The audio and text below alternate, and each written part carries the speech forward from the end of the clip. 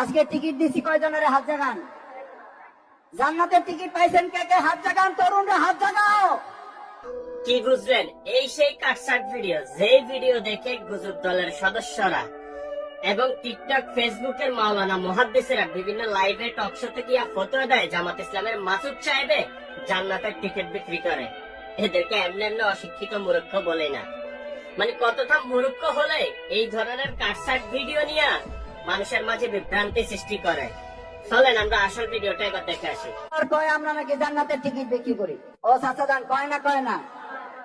ও ভাইজান, কয় না কয় না? আজকে টিকিট দিছি কয়জনের হাত জাগান? জান্নাতের টিকিট পাইছেন কে কে? হাত জাগান, তরুণরা হাত জাগাও। এই অপপ্রচার যারা করবে তাদের জবাব তোমরা দিতে পারবে সবাই।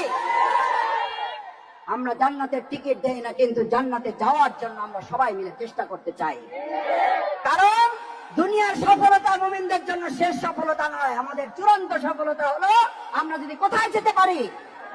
1.5 ঘন্টা 1 ঘন্টা কোন রাজনৈতিক সভায় আলোচনা হয়, দুনিয়ার গম নিয়ে আলোচনা হয়, টিন নিয়ে আলোচনা হয়, রাস্তা নিয়ে আলোচনা হয়, স্কুল নিয়ে আলোচনা হয়, কলেজ নিয়ে আলোচনা হয়, আপনার ভোট নিয়ে আলোচনা হয়, যান নিয়ে আলোচনা হয়, কৃষি নিয়ে আলোচনা হয়, সব নিয়ে আলোচনা হয়। যদি জান্নাত নিয়ে আলোচনা হয়, জাহান্নামের সতর্কতা আলোচনা না হয়, ওটা মুসলমানদের প্রোগ্রাম হতে পারে না।